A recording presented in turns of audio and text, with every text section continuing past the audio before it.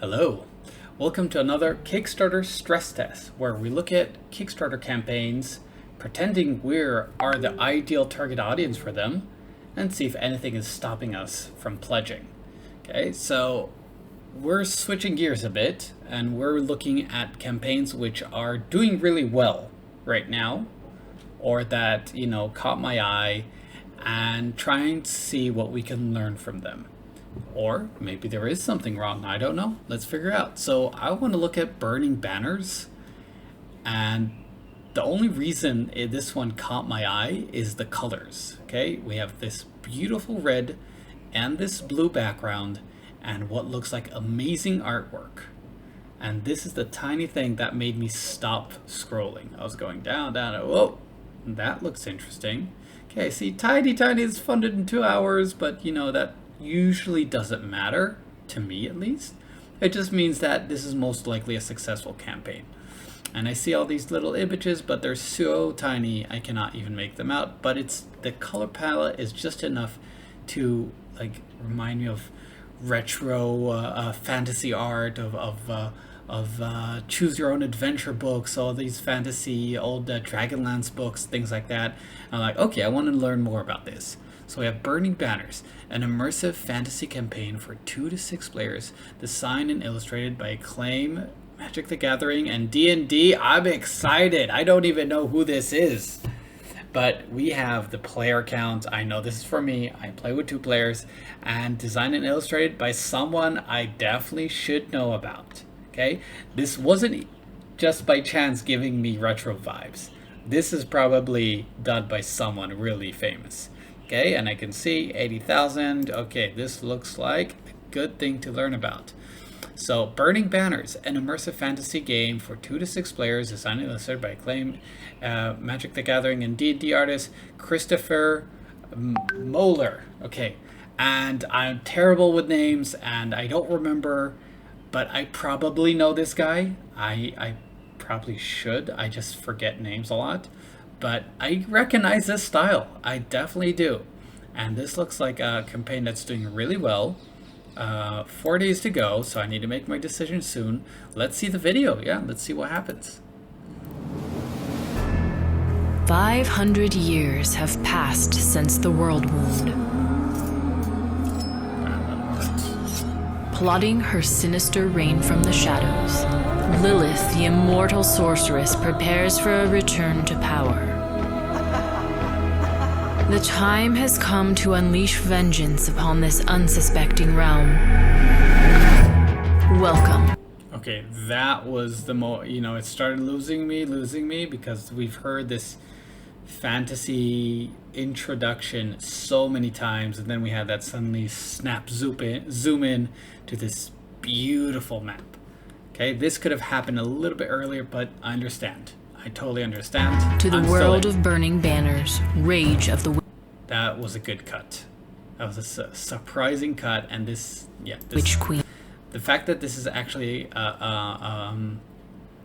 live action footage is cool.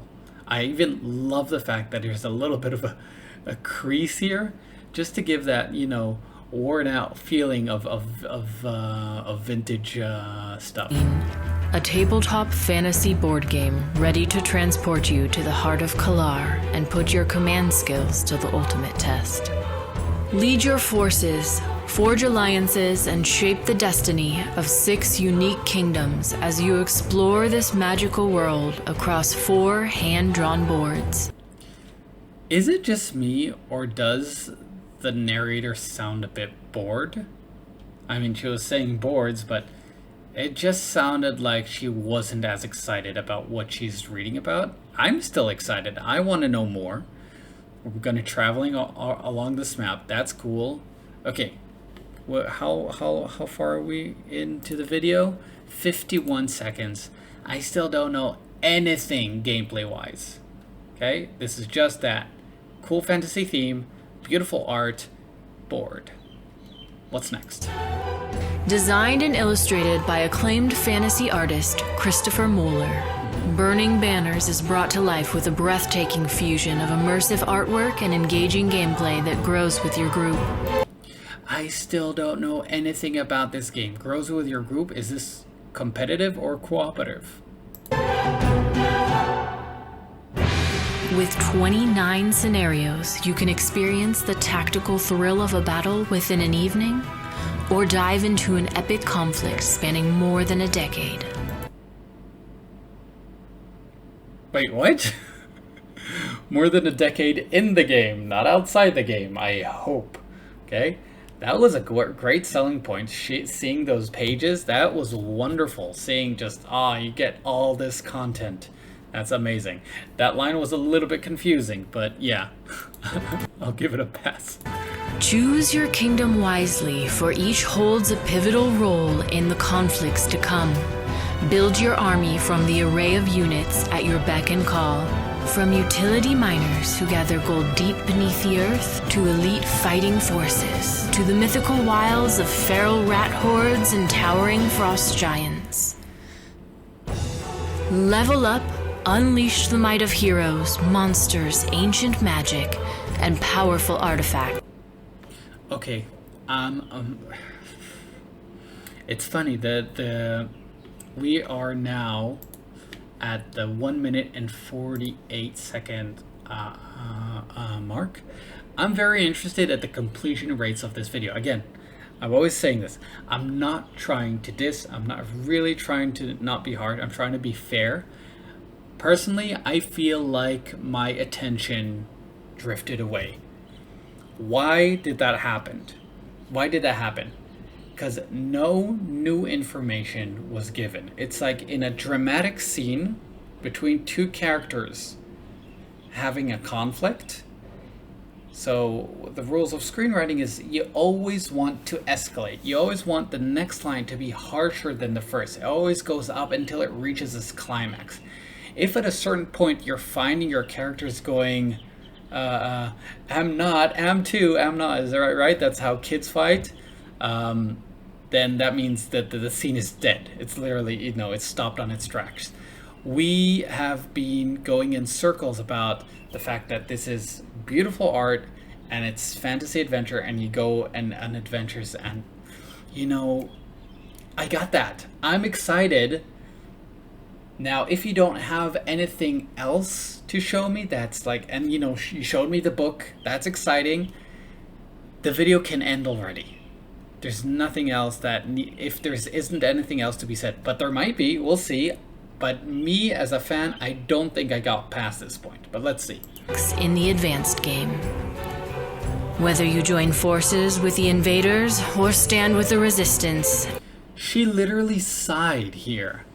Or stands with he's joined forces with the invaders. I mean, and that's one of the things that's really pulling me out of this video, is this narrator is not doing it any favors. I'm sorry.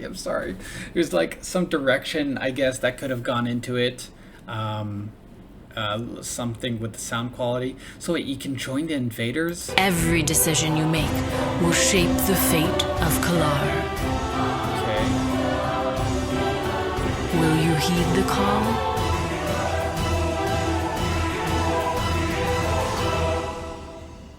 Okay, so you see it escalated with the music, a lot of cuts, a lot of things, but still, I think this game has a lot more to offer than the video let on. It feels like the video was a little bit restrained. Okay, so there's dice rolling, there's like, I don't even know what's happening in this game. Okay, I guess it's very driven by the campaign book, but I feel like it could have given me just a little bit more of a taste of why this is really special. And I love how simple the components are. No miniatures, no standees, just tokens moving around, and there's a charm to the simplicity. Okay, so welcome to the world of Kalar. Complexity, low, medium. This is cool. You don't see this too much, complexity. And this is like, also, if I didn't understand that yet, this is something to just sort of like narrow this. Don't worry, this is actually simple. It's not that there's this huge rule book hiding behind this facade or something like that. Player numbers 2 to 6, average time 1 hour depending on the scenario. That's good. Timescale, 4 seasons per year, suitable for solitaire, medium, and recommended age 14. So these are two things which confused me. I don't know what timescale means. And suitability for solitaire. So wait, is there a single player version or isn't there? That's a confusing thing, because if you do have a solo version, then either it's good or it's not, then don't include a solo version. Okay, for EU friendly shipping, that's nice to see. Maybe make this a little bit bigger, have like a logo or something to make it easily, registered. Okay, Compass Games, they created tons and tons of campaigns. That's interesting. I'm not going to look at the previous. I'm just focusing on this campaign. So let's move on. Okay, we're 10 minutes in. I'm trying to get these videos shorter. So let's continue with the stress test. So far, as a super fan, I was really engaged from that first image. The video, held my attention a little bit, but if it didn't give me anything, sweeter to pull me in further, I might back out. Let's see. Burning Banners, Rage of the Witch Queen is a fantasy campaign board game for 2 to 6 players, fast playing and intuitive, a whopping 29 scenario range from short campaigns with 2 kingdoms to 1 map with an entire 12-year war, in which the 6 kingdoms battle over 4 hand-drawn mounted map boards.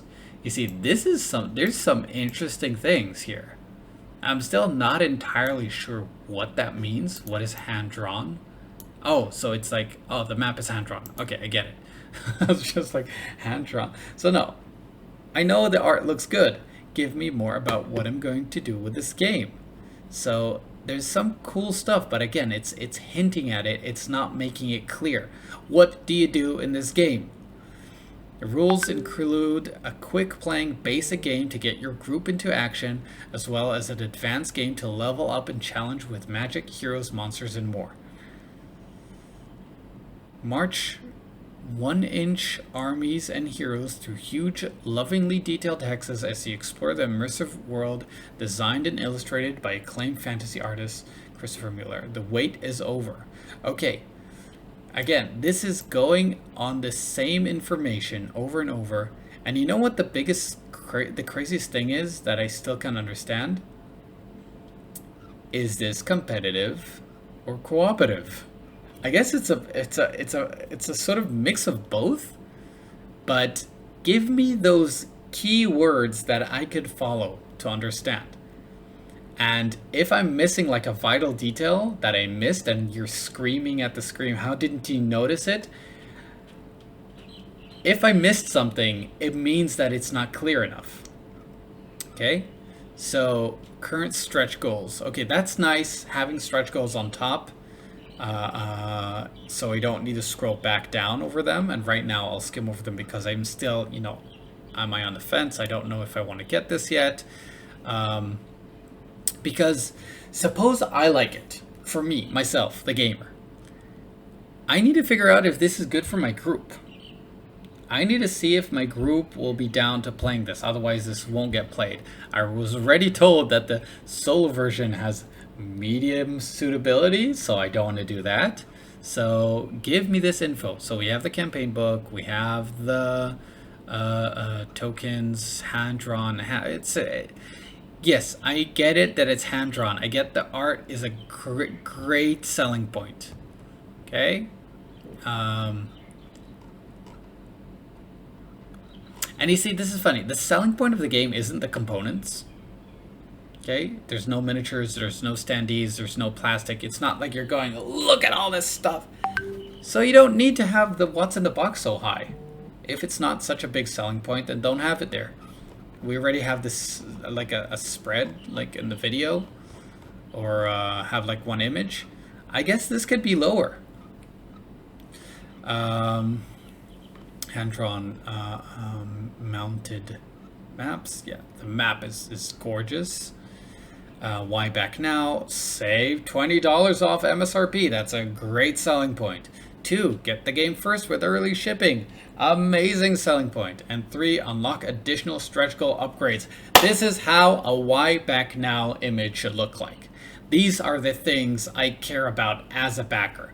I'm spending less money, I'm getting the game earlier, and I'm getting exclusives. That is important. Not plays fast, or not easy to learn, or not replayability. Those are not why back nows, or like why you should get this. These are things I should figure out on myself. These are the perfect bullet points to why back now. So I'm definitely now more intrigued in getting this now because I don't want to miss out on this. Okay, how to play. Where's the price? I want to know the price. I'm skipping the how to play because I want to know how much this will cost. Oh my god, nobody's going to be reading this, especially not on Kickstarter. Too small, too much text. Whoa, I'm lost. I lost. Okay, there we go. Wait, that's shipping information. What about the price? You don't have the price anywhere. So at this point, this is so funny because me being a super fan, loving this art, loving the concept of the game, I'm missing two key things right now. I don't know how much this game costs. What is this $20 off? Again, I'm not looking here. I want to see this on the page itself. Two, I still cannot figure out how this game is played on you know, not the how to play diving deep. I want to know like the big picture.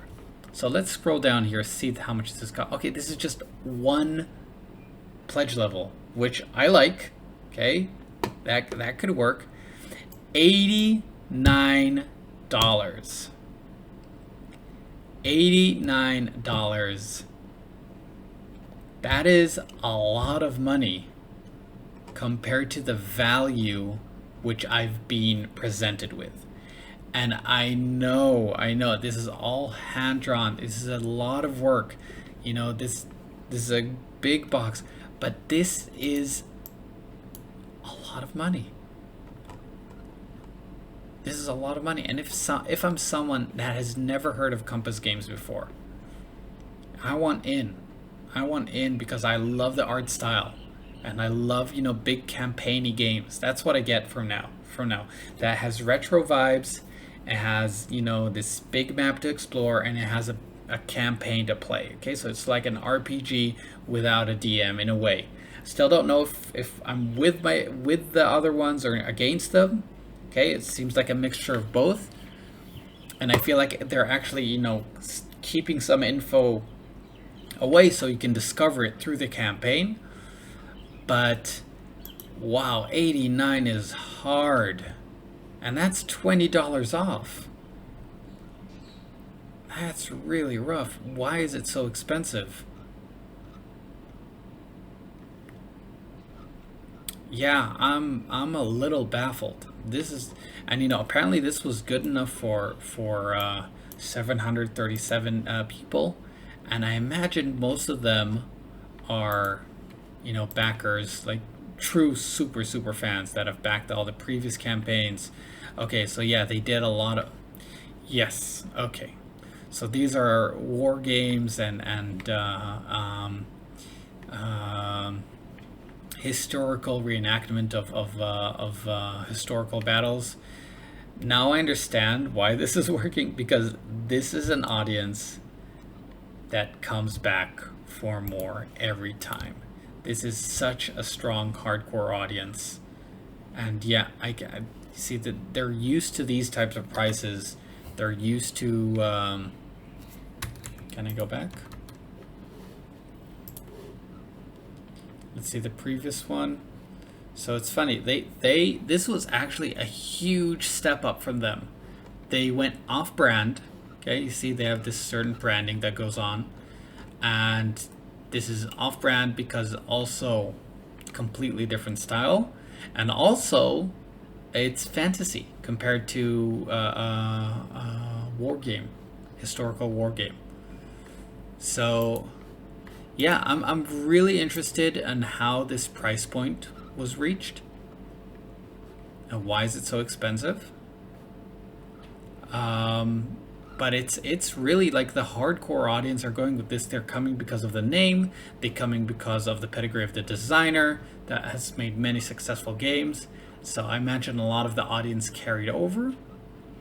even if it's not their type of game. But I think you could have attracted a lot more new audience members by just giving us a bit more about what makes this game special, and for us to see the value to be able to spend $89 on this.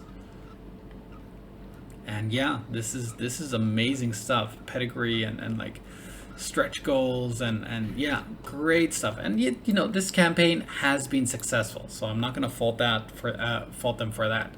And yeah, it's what we can learn from this is sometimes all it takes is just a very good artwork on your cover image and honing in one major selling point, and that's the art. Okay, let's face it, the art is selling this game. That's doing the heavy lifting. Okay, it's both being a company with a lot of games and a base audience, but a beautiful cover could really sell your game, even if you're withholding information about everything else, even if you don't have miniatures or standees or anything, and even if you have such a high price, just having that cover that makes people look twice, that could be amazing. And that's what happened with Botany. That's what happened with Mind Management. That's what happened, like from my experience, just covers can do wonders. Yeah, that's a nice fun quote for you. All right, so that's all for now. Yeah, we just a little bit over time. We'll continue doing these hopefully twice a week, the Kickstarter stress test. If you're interested in me looking at your campaign, even before it launches, feel free to reach out to me in info@kaganproductions.com, and I'll see you there. See you next time. Share, like, and subscribe, I guess. Bye-bye.